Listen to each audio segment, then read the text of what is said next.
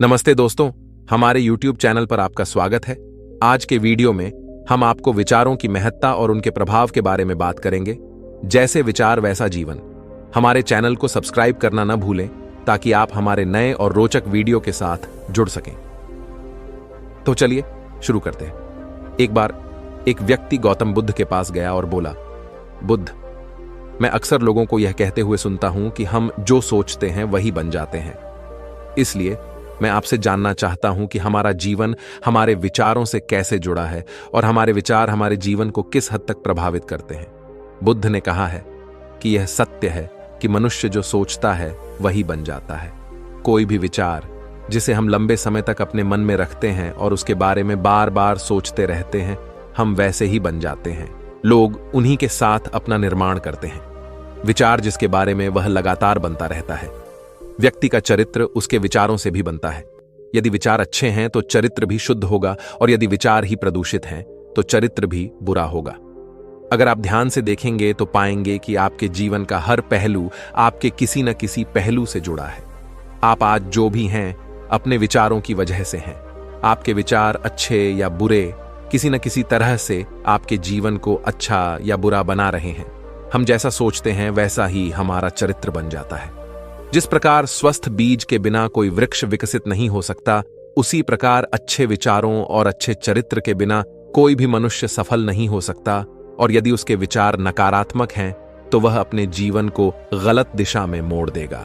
उसी प्रकार हमारे जीवन में अपने विचारों और कर्मों के माध्यम से कई बीज बोए, और उस बीज का फल या तो हमें दुख दे सकता है या खुशी। यदि हमने सकारात्मक विचारों के बीज बोए तो हमें सफलता और खुशी मिलेगी। लेकिन यदि बोए गए बीज नकारात्मक विचारों के हैं तो सफलता और दुख साथ साथ चलेंगे। जिन लोगों को आप सफल और महान मानते हैं वे यहां ऐसे ही नहीं पहुंच गए। उन्होंने अपने विचारों पर नियंत्रण रखकर अपना चरित्र ऐसा बनाया कि और इसी चरित्र के बल पर उन्होंने महानता की ऊंचाइयों को छुआ। तो मूल रूप से आपके अंदर जो विचार हैं, यदि आपके मन में दूसरों के प्रति क्रोध, ईर्ष्या, घृणा है तो आप बाहर भी वैसे ही होंगे, तो आपको बाहर भी वही मिलेगा। तुम्हें ऐसे लोग मिलेंगे जो तुम्हारे साथ वैसा ही करेंगे। यदि तुम्हारे पास प्रेम, शांति, करुणा है तो तुम वैसे ही बन जाओगे और आप बाहर भी वैसा ही पाएंगे। और जो ऐसे विचार रखता है उसे सम्मान और प्यार दोनों मिलता है।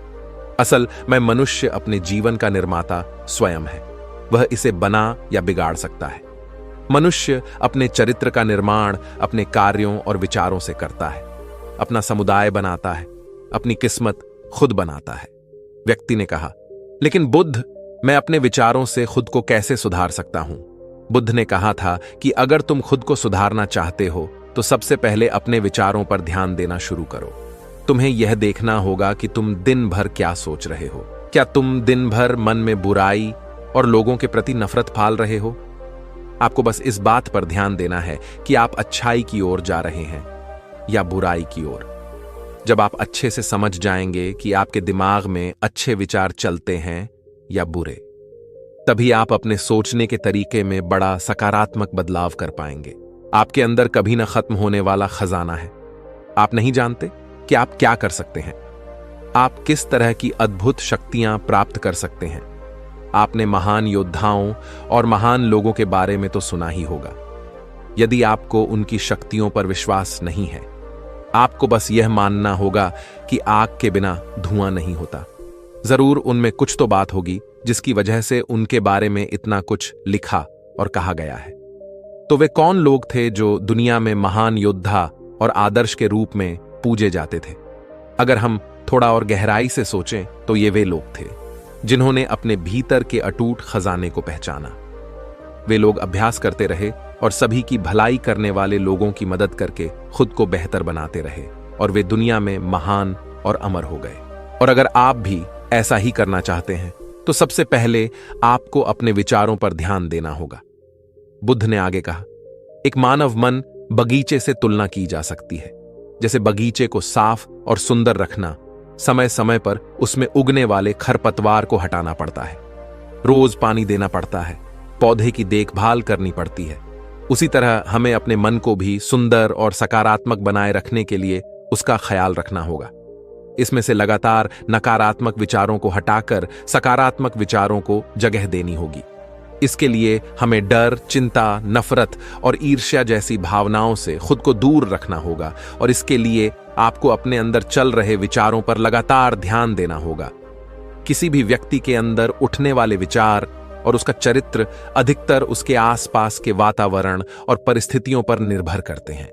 लेकिन इसका मतलब यह नहीं है कि किसी व्यक्ति की स्थिति खराब है, यानी उसके विचार सदैव त्रुटिपूर्ण रहेंगे।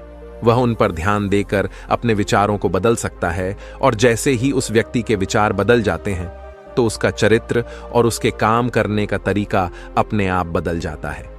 यह सभी चीजें धीरे धीरे सीखनी होती हैं। विचारों के काम करने के तरीके को समझना होगा। आपको सबसे पहले यह स्वीकार करना होगा कि जो काम सामने वाला कर सकता है वह आप भी कर सकते हैं। आपको बस इसका बार बार अभ्यास करने की जरूरत है। नई चीजें सीखने की जरूरत है। जैसे जैसे आपका मन बदलेगा, आपकी परिस्थितियां भी बदल जाएंगी। आप जो भी विचार बीज रूप में अपने मन में डालते जाएंगे, यह धीरे धीरे आपके चरित्र और आपके कार्यों में दिखना शुरू हो जाएगा और एक बार वह विचार आपके अंदर जड़े जमा लेगा तो आपको सफल होने से कोई नहीं रोक सकेगा। लेकिन अगर वह बीज या विचार नकारात्मक है तो आपको भी असफलता से कोई नहीं बचा सकता। इसलिए अपने विचारों के प्रति बहुत जागरूक रहने की जरूरत है। आप अपने अंदर किस तरह के विचार ला रहे हैं? एक बात हमेशा याद रखें, हमें वह नहीं मिलता जो हम चाहते हैं, बल्कि हमें वह मिलता है जो हम हैं और हम अपने विचार हैं। इसलिए इच्छा करना और उस इच्छा के बारे में अच्छा सोचते रहना और उसे पूरा करने का प्रयास करना दो बिल्कुल अलग चीजें हैं। क्योंकि इच्छा तो हर कोई करता है, लेकिन उस इच्छा के बारे में लगातार सकारात्मक सोचना और उसे पाने के लिए कड़ी मेहनत करना, बहुत ही कम लोग ऐसा कर पाते हैं। इसलिए अगर आप अपनी परिस्थितियों को बदलना चाहते हैं तो सबसे पहले आपको खुद को बदलना होगा। लेकिन ज्यादातर लोग अपनी परिस्थितियों को तो बदलना चाहते हैं, लेकिन अपने सोचने और काम करने के तरीके को नहीं बदलना चाहते। और अगर लोग ऐसे ही रहेंगे तो उनके हालात कभी नहीं बदलेंगे। उस व्यक्ति ने कहा कि बुद्ध हमारे विचारों का हमारे शरीर पर क्या प्रभाव पड़ता है। बुद्ध ने कहा था कि हमारा शरीर हमारे दिमाग का गुलाम है। हम जो भी सोचते हैं उसका पहला प्रभाव हमारे शरीर पर ही पड़ता है। आपने देखा होगा कि जो लोग बहुत अधिक चिंता करते हैं और डरते हैं वे जल्दी बीमार पड़ जाते हैं। साथ ही जो लोग दूसरों से ईर्ष्या करते हैं और हमेशा नकारात्मक सोचते हैं वे भी बहुत जल्द मानसिक और शारीरिक बीमारी का शिकार हो जाते हैं। और अगर आप ऐसा सोचते हैं तो आपके साथ भी ऐसा ही होगा। इसके विपरीत जो लोग हमेशा खुश रहते हैं वे दूसरों के बारे में अच्छा सोचते हैं, हमेशा स्वस्थ रहने के बारे में सोचते रहते हैं, तो उनकी ऊर्जा एक समान हो जाती है और इस ऊर्जा का सकारात्मक प्रभाव सबसे पहले उनके शरीर पर पड़ता है। क्योंकि जिस व्यक्ति का मन शांत होता है उस व्यक्ति के शरीर की आधी बीमारी अपने आप ही खत्म हो जाती है। हम स्वस्थ रहेंगे या बीमार, यह हमारे आसपास के माहौल और परिस्थितियों के अलावा हमारी सोच पर भी निर्भर करता है। एक कमजोर और बीमार विचार हमारे शरीर को भी कमजोर और बीमार बना देता है। आपने अपने आसपास देखा होगा कि जो लोग बीमार होने से सबसे ज्यादा डरते हैं, जो सबसे ज्यादा बीमार पड़ ढहते हैं, इस डर ने लाखों लोगों की जान ले ली है। इसके विपरीत जो लोग अपने शरीर के बारे में अच्छा सोचते हैं वे स्वस्थ और मजबूत महसूस करते हैं और जिनके विचार शुद्ध होते हैं उनका शरीर स्वस्थ और मजबूत हो जाता है। वैसा ही हमारा शरीर सिर्फ एक उपकरण है और हमारा मस्तिष्क इस उपकरण को नियंत्रित कर रहा है। जैसे अच्छा भोजन हमारे शरीर के लिए जरूरी है, उसी तरह अच्छी सोच यह हमारे शरीर के लिए भी बहुत महत्वपूर्ण है। जैसे ही आपके विचार शुद्ध हो जाएंगे, इसका सबसे पहला असर आपके शरीर पर दिखाई देगा। एक शुद्ध और सकारात्मक दिमाग आपको कभी भी खराब खाना खाने नहीं देगा। इसलिए सबसे पहले अपने दिमाग को सुरक्षित रखें, फिर यही दिमाग आपके शरीर को हर बीमारी से बचाएगा। यदि कोई बीमार और कमजोर व्यक्ति अपने शरीर को पूरी तरह से स्वस्थ बनाना चाहता है तो उसे सबसे पहले अपने शरीर को ठीक करना चाहिए। विचार और उसका मन उसे प्रकृति के संपर्क में रहना चाहिए। उसे सूरज की रोशनी में रहना चाहिए और 1 सेकंड के लिए भी अपने शरीर के बारे में नकारात्मक नहीं सोचना चाहिए।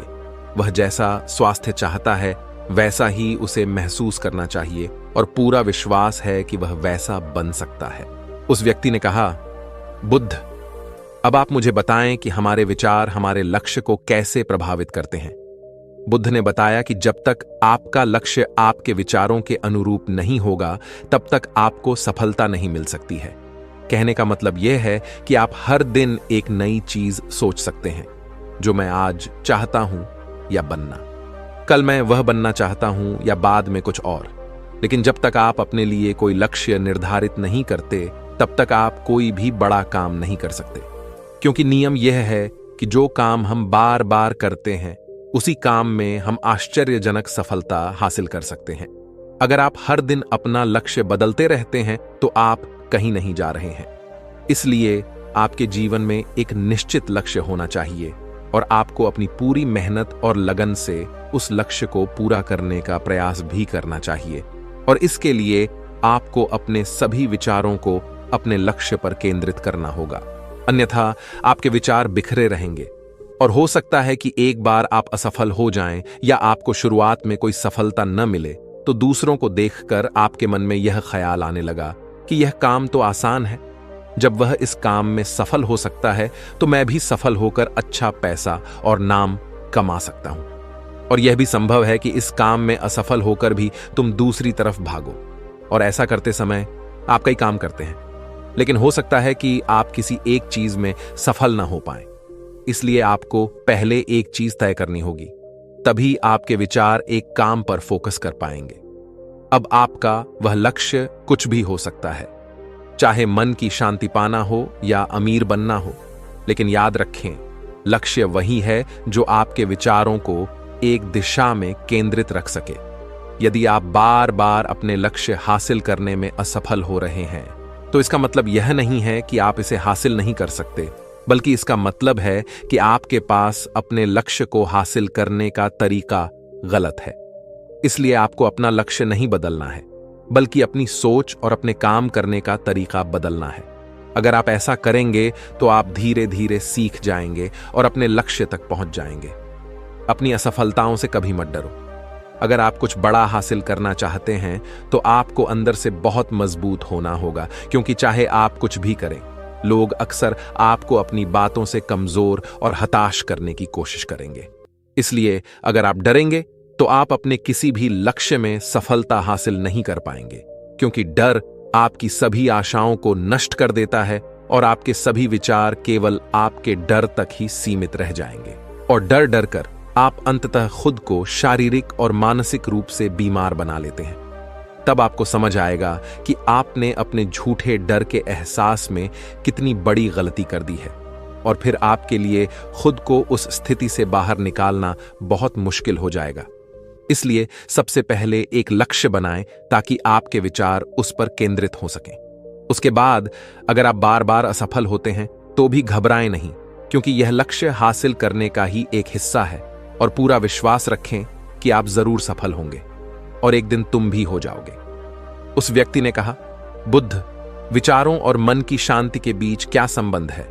बुद्ध ने बताया कि मन की शांति एक ऐसा खजाना है जिसे दुनिया के 1% लोग भी हासिल नहीं कर सकते, और जिसने यह खजाना हासिल कर लिया है वह दुनिया के सबसे भाग्यशाली व्यक्ति है। वह भीड़ में अलग दिखता है। यह कहना उतना आसान नहीं है जितना लगता है। मन की शांति केवल लंबे समय तक आत्मनियंत्रण के माध्यम से ही प्राप्त की जा सकती है। जब कोई व्यक्ति खुद को समझता है और दुनिया प्यार और प्यार के बीच के अंतर को समझती है, उसके अंदर नफरत, डर और ईर्ष्या जैसी भावनाएं खत्म हो जाती हैं। तब एक दिन व्यक्ति को मन की सच्ची शांति मिल सकती है, और यही हर इंसान का अंतिम लक्ष्य भी है।